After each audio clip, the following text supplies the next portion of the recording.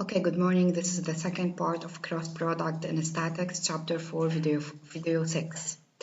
Okay, so let's continue the explanation of the cross product. So as we said, the cross product is a vector, and this is the main difference between the cross product and the dot product. Remember, the dot product is a scalar, while the cross product is a vector. Now, how to find the value or the magnitude of the cross product? Before doing this, let's remember how to find the magnitude of the dot product. We know that the dot product is a scalar answer that has the the value of a times b times cosine the angle between them. Now what if I don't know the angle between a and b and I only know the components of a and b? So basically, let's find a dot b using the components of a and the components of b. A dot b is basically equal to a as a vector in Cartesian form dot b as a vector in Cartesian form. So it is equal to axi plus a yj plus a z k dot b x I plus b y j plus b z k.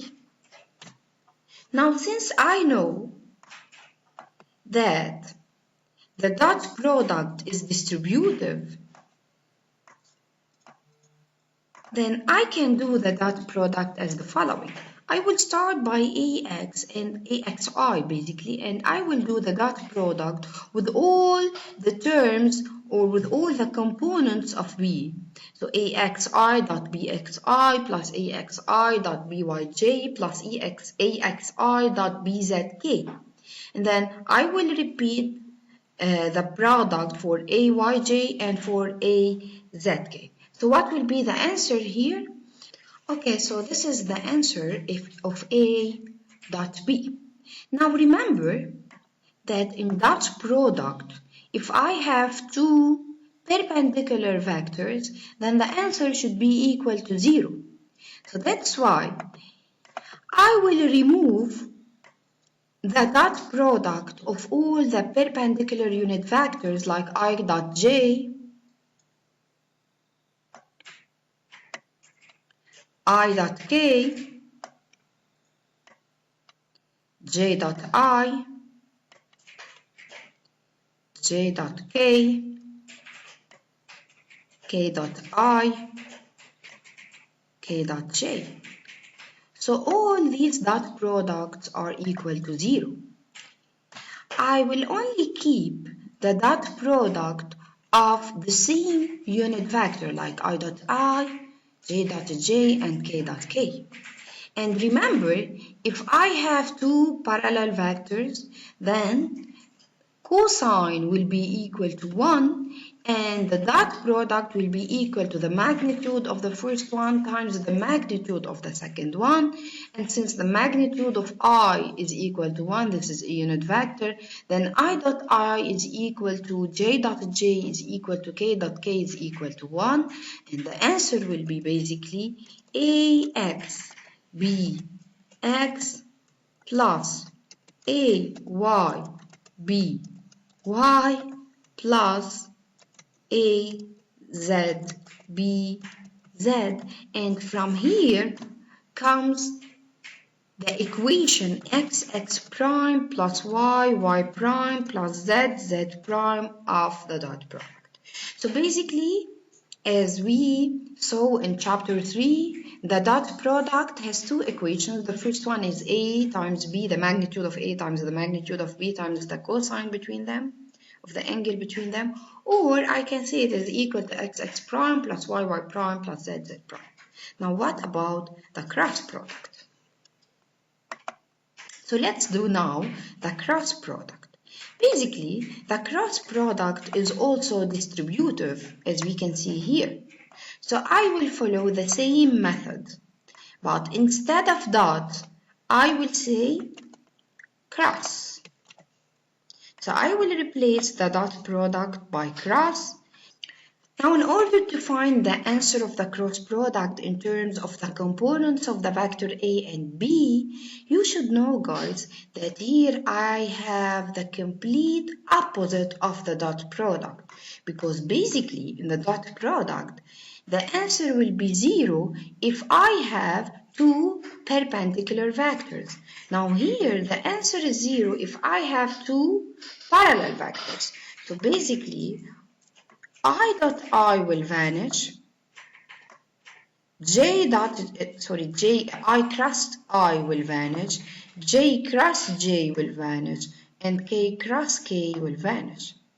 And here the answer will be, I will group all the terms of I, all the terms of J, and all the terms of K, but before doing this, I should find what is the cross product of I cross J, what is the cross product of J cross I, J cross K, K cross I, K cross J. So basically, let's start by the first term, which is not 0, it is AX BY I cross J. So what will be the answer? The answer is AX BY, and the answer of I cross J will be, of course, K. So I know, guys, that I cross J is equal to K, and it is plus K because it follows the positive direction, or I can use this method, I cross J is equal to K in the positive direction. Okay, so this term is in K. Plus, what about the second term here, AX BZ I cross K? So it is AX BZ I cross K.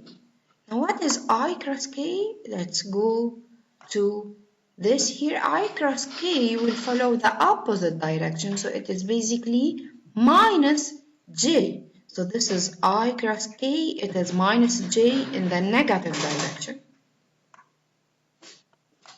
So this is basically minus AX BZ K. Now what about the third term? Plus AY BX J cross I.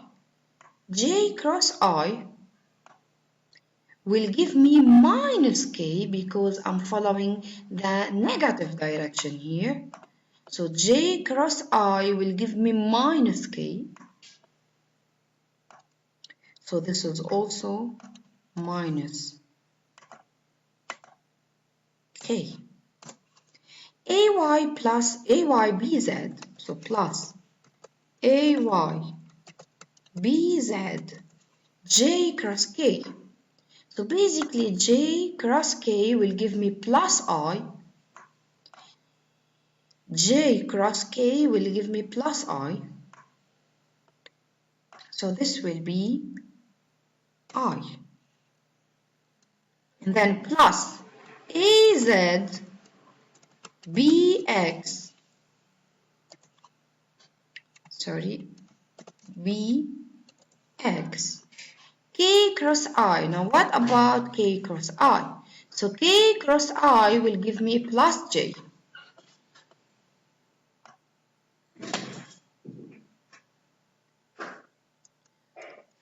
Plus AZ BY K cross J.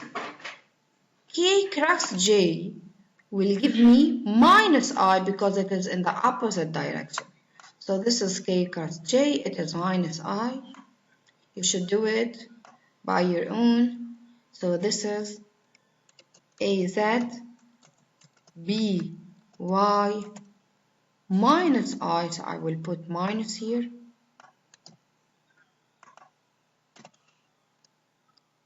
And this is the last term. Now here you can see that I have 2k. Okay, so I have a mistake here. Basically, the first one is k, the second one, I cross k, is j. Yes. So you can see, guys, that here I have 2k, 2j, and 2i. So let's group all the components of I together, all the components of j together, and all the components of k together. Let's start by I. So what is the component in I? Basically, it is AYBZ, so this is the first term.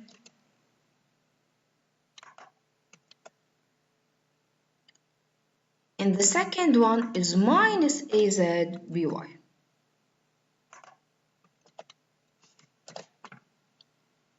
Now, what is the component in J? Here, guys, you will see why I will put minus J before writing down the term in J.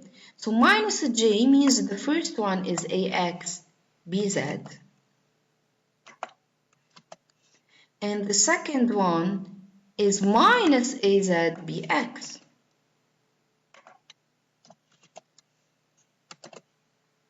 And the last term is plus K. So the first one is AXBY. And the second one is minus AYBX. Okay, now this is the vectorial answer of the cross product. So it is a vector that has 3 components in ijk. The first component in I is AYBZ minus AZBY. The second component in J is minus AXBZ plus AZBX. And the third component in K is AXBY minus AYBX. Now, it is very easy to memorize the answer of the cross product like the dot one. So the dot one is very easy because it is basically x prime plus y prime plus z prime. Now here also there is a method to memorize the answer of A cross B. You should start by I, and then you should start by the first vector. What is the first component that is not in I? It is basically AY. Now what is the last component of B that is not in I? It is BZ minus.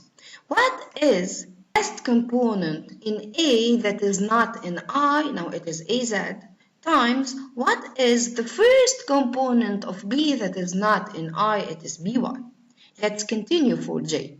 What is the first component in A that is not in a J? It is AX times what is the last component in B that is not in a J? It is BZ minus what is the last component now of A that is not in J? It is AZ, and what is the first component of B that is not in J? It is BX. Basically, guys, you should notice that in I don't have AX, in J I don't have A Y or BY, in K I don't have AZ or BZ, and you should notice that I always have minus J that is different from the component in I and K. So this is the first method. You can memorize the answer and you can do the cross product directly. Now the second method basically is the matrix method. So in the matrix method, you should first write the row of ijk. The second row will be the components of the first vector, and the third row will be the component of the second vector. And then you will start by crossing I, the column of I, and the line of I. And then you can find with the determinant of this matrix basically, which is AYBZ minus AZBY. And then for J, you should cross the column of J, cross the line of J, and then you can find the determinant of the remaining terms, which is AXBZ minus AZBX. And then for k, you should cross the line of k, the row of k, and the column of k, and then the determinant will be ax by minus ay bx. And don't forget to put the negative sign for the component in j. So this is how you can find the vector answer of the cross product. Don't forget that the cross product has an answer of vector form, which is different than the dot product that has an answer of scalar form. Thank you.